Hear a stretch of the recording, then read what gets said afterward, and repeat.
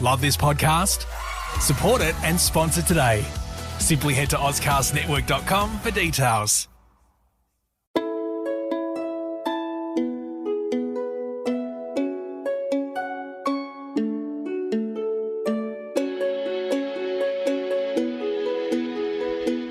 Welcome to Hong Kong Confidential. I'm Jules Hannaford and I'm your host. I'm an Australian woman and I've been living in Hong Kong for many years. I'm a mother, a teacher, an author, and I want to share my wisdom and the wisdom of others with you. Thanks for joining me and I hope you enjoy the show. You meet someone online and there's this instant connection. It's amazing how much the two of you just seem to click. They live somewhere far away and there's some plausible reason they can't travel to meet you. They tell you they're in love with you and you feel optimistic for the first time in a long time. They have a successful career, yet somehow they need money from you to solve a short-term problem, always with the promise of paying you back. Time goes on and they need more money more urgently. You've started to see the cracks and begin to wonder whether they've been lying this whole time. All of a sudden, it hits you. You've been scammed. Fool Me Twice is the story of my mother, Jules Hannaford, a woman who was drawn into the dangerous world of sweetheart scams. After a trip overseas to meet a stranger, a dangerous altercation in a Manchester hotel room, and thousands of pounds lost for good, she's here to tell her story. Fool Me Twice, a true crime podcast, is available on Apple Podcasts, Ozcast Network, and anywhere you listen to your podcasts. Today I'm here with Martha Keswick. Hi Martha, thank you so much for joining me today. Hi Jules, thanks for having me. What you do sounds really, really interesting, and I wonder why you decided to create your Cope disaster books. Well, I think it was back in 2016. I was invited to a lunch. It was for the United Nations Disaster Risk Reduction Assistant Secretary General. Her name is Margarita Wallström. And it was a lunch designed for business people and foundations and all different sectors of Hong Kong community on how to make cities resilient and how to prepare Hong Kong for disasters, such as a typhoon or flooding. I was just sitting there and because I write children's books, started thinking, how can we kind of reach children and how can we prepare kids for natural disasters and how can we teach them in a tsunami, get up to high ground, in an earthquake, drop, cover, hold, in a cyclone or a typhoon, in the case of Hong Kong, stay safe, in a storm surge, keep clear from the coast, that kind of thing. And obviously I've learned all those key instructions since I've been writing Cope. But at that time I was thinking, we need a way to reach the kids, a way they can relate to, and why not create a series of books, children's books, to prepare kids for disasters. Oh, how cool. Did you have any experience with natural disasters before that, apart from obviously typhoons, because you lived in Hong Kong? We have a lot of them. But did you have any other natural disasters experiences? I did. And that was the tsunami, which probably a lot of us who've lived in Asia for a long time, the tsunami in Phuket on Boxing Day on 2004. That was my first experience. And I feel like that was a lot of people's first experiences of a major disaster that they were involved in. Also, do you remember that earthquake in Bali in 2018 in the summer? But I wasn't directly there. I was close by. So that was another experience. So honestly, I didn't have much knowledge in natural disasters when I started writing the Cope series, which is why when I thought of the idea of writing them, we teamed up with Dr. Timothy Sim from the Hong Kong Polytechnic University, who's our editor of Cope. And he's been a great teacher to me in terms of natural disasters and understanding them and disaster risk reduction. So that's been a great partnership to have teamed up with Dr. Sim, who's taught me a lot about natural disasters. Oh, that's cool. You have to do your kind of research and get the expert advice as you're creating the story. I'm sorry, I haven't read the books and I don't know them. So do you have similar characters that run through the same stories, or do you have different characters? Are they always children? And just give me a kind of an idea of how your books appear to the kids. Okay. Basically, the books are called Cope. And the Cope stories all begin at the Cope Academy in Sichuan province. And the leader of the Cope Academy is a Grand Mistress Fu. And she has selected these children from all over the world who have been involved in natural disasters themselves. We have Candy, so that's the C in Cope, Ollie, O, P is Ping, and E is Eddy. And these children have all been orphaned themselves by natural disasters. And they are plucked out of their children's homes by Grand Mistress Fu and brought over to the Cope Academy in Sichuan province, where they are trained up in a rigorous program by Grand Mistress Fu on how to deal with natural disasters and how to be prepared and how to teach other kids to become Cope champions so they can then teach other children in their communities. So that is the Cope squad, and it's a very international kind of crew of these disaster risk reduction agents. And in each of their books, for example, in the earthquake book, they're trained up on everything to do with earthquakes, how to prepare, what to do in an earthquake, drop, cover, hold, and how to pack your earthquake survival bag. You carry a whistle so people can hear you if there is an earthquake and if you get somehow buried. And the Cope squad go off to other countries. In the earthquake case, they go off to Mexico, Colima in Mexico, where they start teaching kids to prepare. And it's while they're in Mexico that a real earthquake happened. And they have to put their disaster risk reduction skills into action. That's basically what happens in each of the books. In the floods book, they go off to Malaysia. In the cyclones book, they go off to Australia. Storm Surges is all based in Hong Kong, in Tayo, in the fishing village of Tayo. For the listeners out there who are not in Hong Kong, that's a village that is on stilts, is surrounded by water. Exactly. That sounds absolutely brilliant. What are some of the key issues that you address in the book? Obviously, you're addressing the disasters, but what are the key issues? Is it like survival skills, independent, quick thinking, caring about others, managing grief, any of those? All of the above.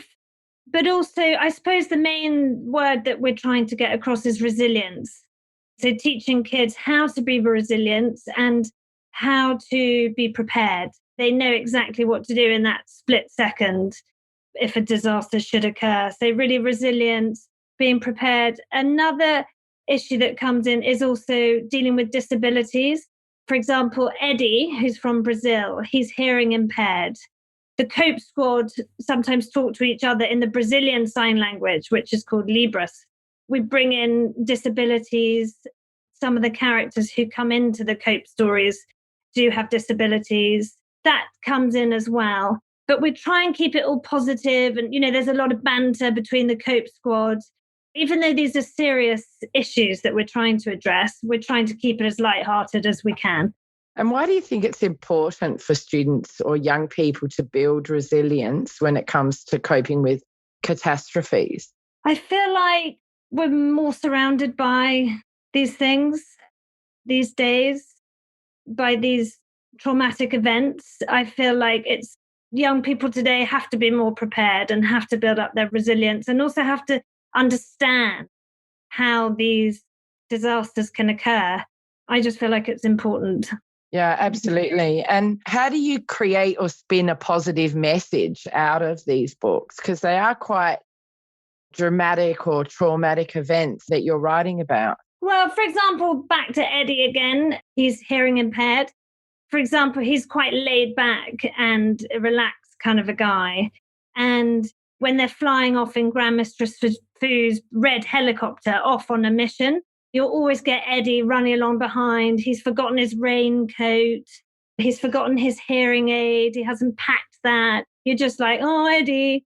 We've also got Rescue the Dog in the books and Sense the Snake.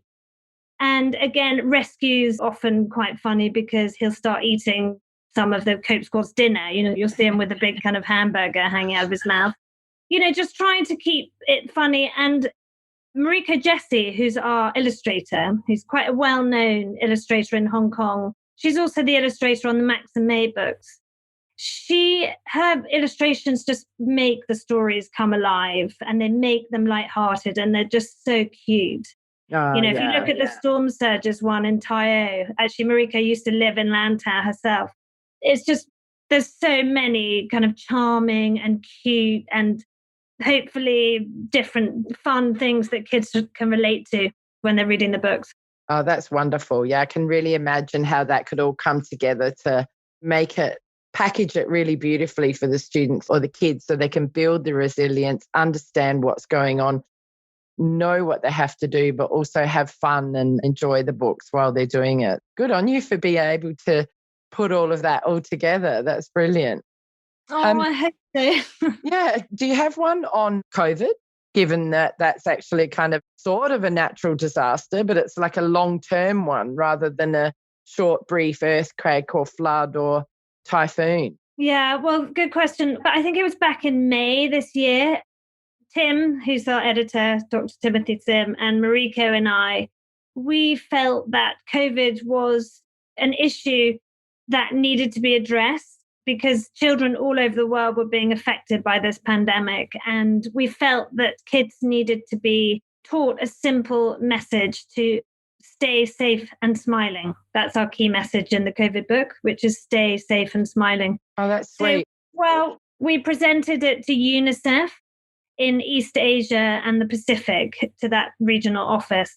And they took it up. We were really lucky that they did, because obviously we really like to team up with a big organization, an NGO, so that they can then help with the distribution, because obviously that's the most important part in some ways, is getting the message out to the kids all across the region. So we were lucky that UNICEF snapped it up from the Thai office. Oh, congrats. That's brilliant. It was really good. And that meant that it was translated into Thai, Malay, Vietnamese, Tagalog, and also Chinese, simplified and traditional. In Hong Kong, UNICEF Hong Kong are distributing it here, and they've contextualized it for Hong Kong. So they've translated it into traditional Chinese, and they've made a video, and they've got it out there to children in primary schools and libraries across Hong Kong. So that was a great result for us, for it's all about the distribution, really. Yeah, so that's great. So you're getting NGOs and kind of disaster relief organisations supporting you with the distribution. So you don't have to just market it all yourself in a way. You've got that support because of the need for what you're doing, which is great. That's so good. And do you think that your book sort of helps with the anxiety and the stress of COVID and helps to allay the children's fears about it? Well, we hope so. I mean, that's the goal. Stay safe and smiling.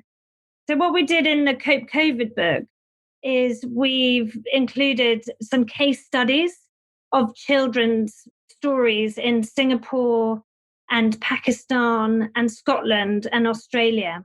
For example, in Singapore is a brother and sister called Gabriel and Peggy, whose parents work as stall assistants in a famous hawker centre. And one day Peggy starts coughing and has a fever. She goes to the hospital to get a COVID test. And while they're waiting for the results of the test, Peggy and Gabriel have to isolate in their very small apartment in Singapore. They all sleep in one bedroom, so it's very hard for them to self-isolate. They're careful not to share towels and dishes and chopsticks. Anyway, the test comes back as negative. Peggy is fine in the end. But the point is for other kids to kind of relate to what children are going through, and everybody's got a different COVID story. We've tried to bring in other children's stories that kids can relate to these and realize, hey, I'm not doing so badly. I can carry on with my home learning. I can stay safe and smiling. So that's our goal, is to really get everyone's spirits up as much as we could. Oh, that's really cool. And it gets them thinking about lockdown and quarantine and just social isolation and social distancing and all of those things. So that's really good. It's not really just necessarily focused on the disease, but more about the impact in the community. Exactly. Yeah, and that's this cool. was back in May when these were all new words, lockdown and quarantine and isolation. These are all now part of our day-to-day chat. But back in May, lockdown was quite a new word then, you know? Yeah, for sure. You mentioned all the different distributors and how it's been translated into lots of different languages. Would you say because it's a global pandemic that you've been having more interest in this book than some of your other ones, which are kind of a little bit more isolated or directed to specific countries where these events happen? Yes, I guess. And I think we reacted quite quickly, that we were quick to get the book out there. It was just a month working on this booklet. We were quick to get it out there. Yes, it has had a lot of interest. But then the other natural hazard books are also up on other kind of global platforms. For example, the World Meteorological Organization have come on board as our scientific advisor for the natural disaster book. The books are up on their platform.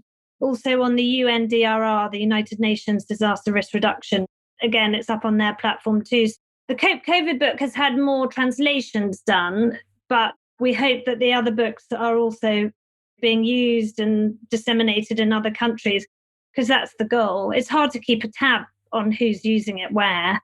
Yeah, I guess that's true too, isn't it? You wouldn't really know, would you, once it gets to the NGO or even into the library or wherever it is. You're just not sure. Yeah, exactly. But I love the idea of it. It's really inspirational, really, that you've kind of done this for kids, because there's such a gap and a need for this kind of thing. It's really lovely. You know, when you write your stories, well, obviously COVID is based on a real event, but other stories based on real events, like you mentioned the Thailand tsunami and the earthquake in Bali, are there specific events or are they just more general?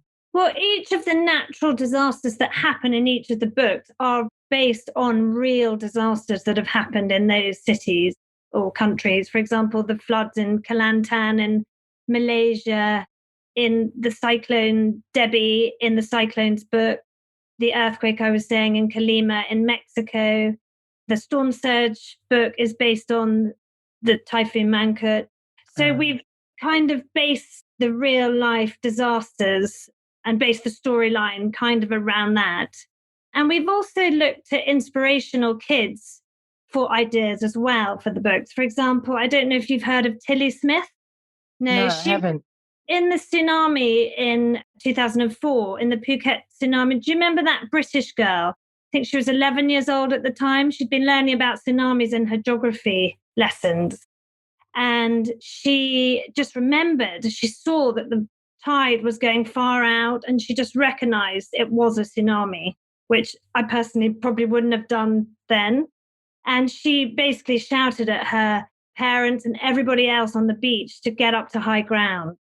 Which they all did. I didn't know this story. Yeah. Wow, that's amazing. And did they follow this 11-year-old's instructions? They did. And I think her father was just, not really listening or anything, don't be silly. And then she insisted on it. And they all got up to high ground. I think she saved hundreds of lives because there were people in the hotel where they were staying and they all ran up to high ground. Tilly Smith, and she actually features in our tsunami booklet that we teamed up with the UNDRR. She is like our real life inspiration for the Cope Tsunami book. Wow, that is amazing. I didn't know that story. I've got goosebumps. That's so cool. I love it. What impact do you think sharing real life stories has with the readers? Well, I hope that then they can relate in some ways and remember. I suppose relate and remember, because the impact that we want is for our readers to come away by reading a Cope book with the one key instructional message. Like I've just been saying, it's the drop, cover, hold in earthquakes. It's the keep clear from the coast in storm surges, in landslides, in heavy rains, stay away from steep slopes. So that's the impact that we hope we're creating by using these real life stories, that they will remember that one message that may save their lives one day. Yeah, and they can all just be like Tilly Smith and save the lives of others as well, because they'll be educated on what's going on. Exactly. What a great idea. How do you make your books authentic? Is it because it's the real life stories and you've got the information from the professionals about what to do? Each different cope book is vetted and advised by academics who are top in their field from all over the world. For example, Oxford University, Durham University, James Cook University in Australia, the University of Malaya. So we know that all of the information included in the cope books is all authentic, and we know that it can actually happen. And then, as I said, Mariko's illustrations are really important because she then brings it onto the page. And again, all of her illustrations are vetted by these academics, and each stage of the cope book goes through another round of vetting and checking and approving. We're pretty sure as much as possible that they are authentic. Have you had any feedback on the books from anybody who they have helped, or just anybody who's read them and found them very useful or positive? Yeah, I did have a message from a friend who works as a teacher in Hong Kong the other day, and she said that her secondary school kids were using them to teach the primary school kids, which I love because it's, again, children empowering other children and acting as agents of change, which is what we really hope for. We've had feedback in Malaysia where teachers have kind of done this teacher training kit to be used in the classroom. Yeah, we've had lots of lovely feedback. And that's what makes it also worthwhile, is not only seeing where the books reach, but also getting positive feedback from the reader. Yeah, for sure. It's lovely to get that feedback because you know you're on the right track. Have you found that your book sales have gone up when there's actually a natural disaster? Like if there's an earthquake, do your sales grow on the earthquakes? We don't sell the books. They are all free of charge. And they're all... Oh, that's right. I forgot that. But yes, I knew that. I mean, obviously in our Instagram, if there is an earthquake or if there is a flood or a typhoon, we will go on to remind kids of what to do in such a disaster through our Instagram. So we will, I suppose, jump on the back of that where we can.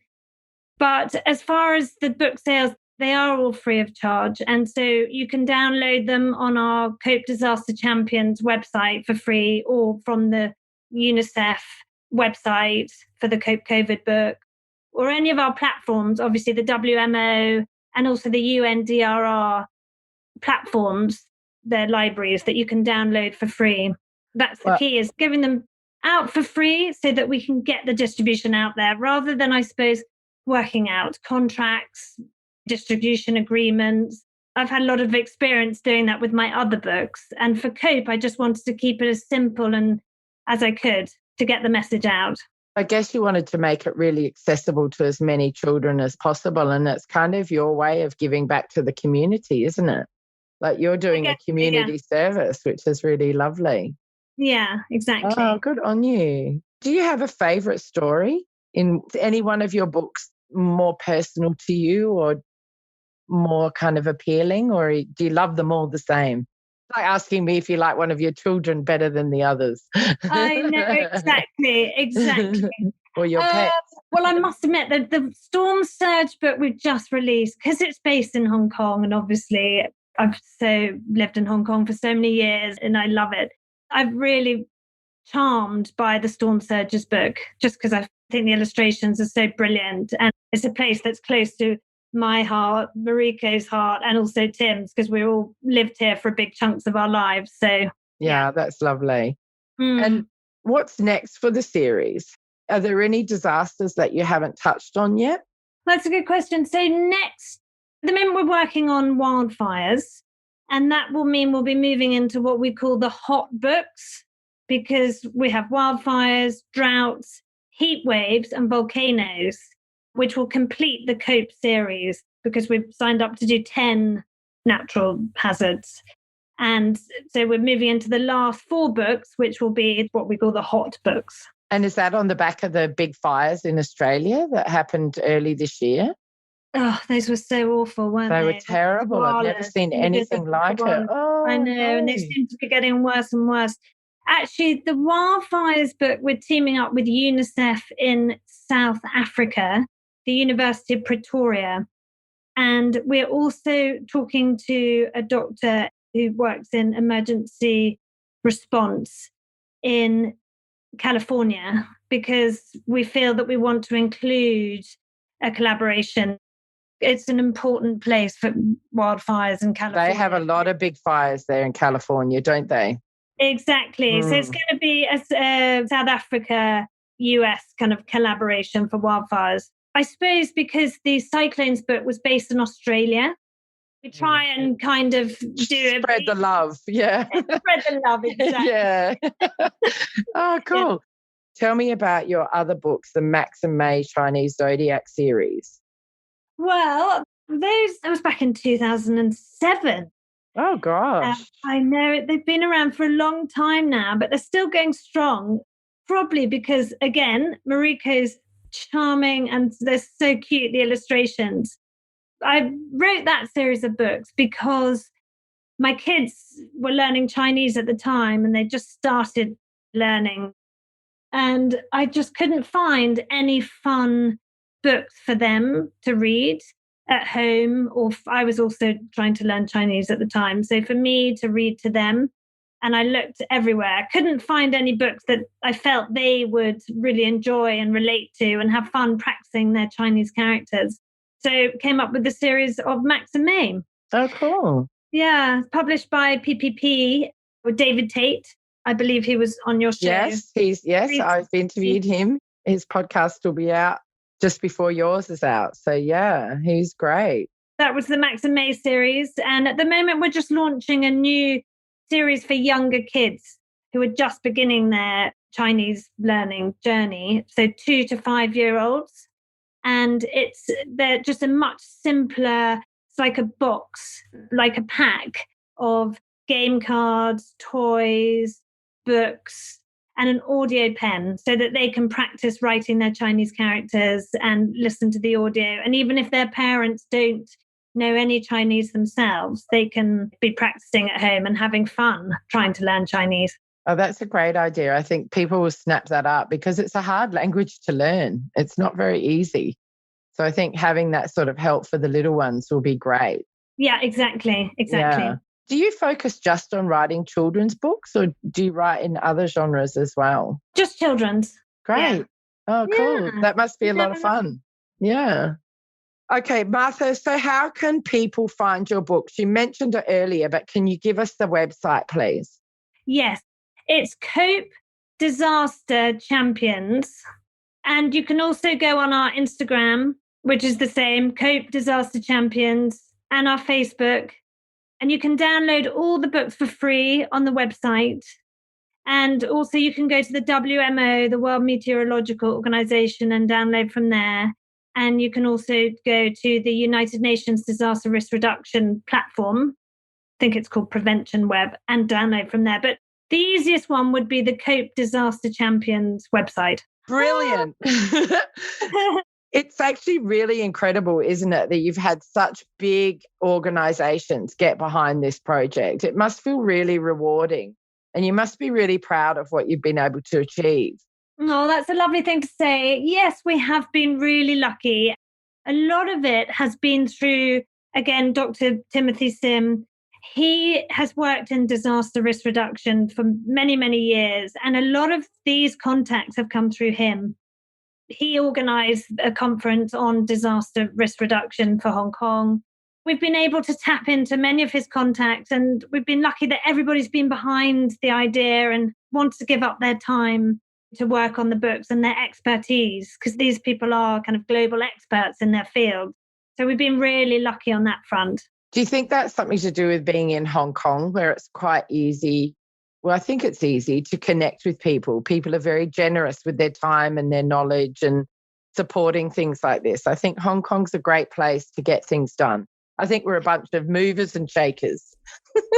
You're so right. Exactly. Yeah. I know. Exactly. It's lovely, it's isn't it? Place to be, because we've got Australia and we've got Malaysia and we've got Thailand, and we've got the UK and the US, South Africa. So we're all over. And it's been good to be managing it from Hong Kong. And we also have the support of PPP. Christine Messavy is actually the project manager for COPE. And she helps a lot through all the design and publishing is done through PPP in Cyberport. So we've been very lucky to have that support as well. Oh, great. I really think it's fantastic that you've come on my podcast to talk about this, because I really want more people to learn about it, because it's just great what you're doing for the community and for children. And I'll put your information and your contact details in the show notes so that people can easily find the books. Martha, what are your goals for the future? Oh, gosh, that's a good question. What are you going to do? Do you have any other ideas for writing kids' books? Are you going to continue with the COPE series? Are you going to kick back into retirement? I know, gosh, good question. Who knows? I mean, I really want to obviously finish these last 4 books of the COPE series and then find a home for COPE so that message, the messages we're trying to promote, can be fed across to children all over the world. Yeah, at the moment, finish off with COPE and continue with the kind of global distribution. Also, Maxime, continue promoting Maxime, and also another series called Pangu, which is the comics that I wrote for upper primary school kids. Again, just, carrying on working with those brands and enjoying them. Oh, well, I wish you all the best, Martha. And thank you so much for coming on Hong Kong Confidential and sharing your story of how you created COPE disaster books.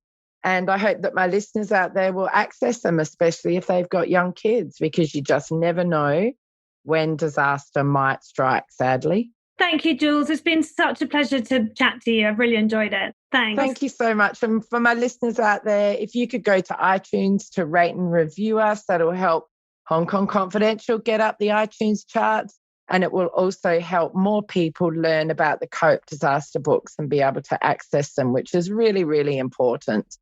And if you would like to sponsor my podcast, you can go to patreon.com/Hong Kong Confidential.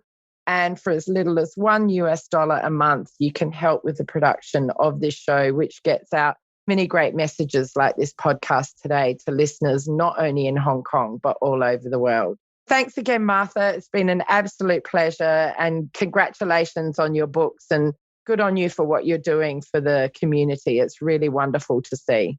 You're an inspiration. Thanks, Jules. Thanks so much. Take care. Thank you so much, Martha. It's been great. Thanks for listening, everyone. Hi, Confidants. I want to tell you about my Patreon page. I've joined Patreon in the hope of getting sponsorship for my Hong Kong Confidential podcast. Patreon is a great way for my listeners to get on board and sponsor me with monthly payments, and that goes towards my production costs and rewards for my members. If you're interested in checking out my Patreon page, please go to patreon.com and search up Jules Hannaford or Hong Kong Confidential. I would really appreciate you visiting my page.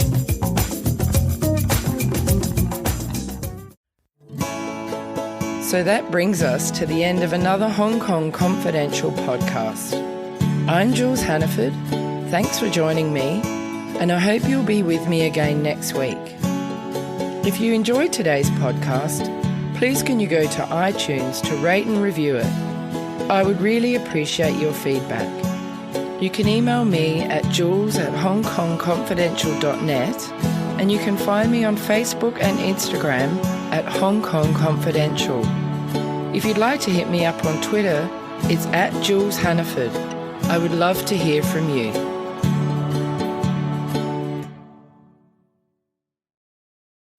Love this podcast? Support it and sponsor today. Simply head to AuscastNetwork.com for details.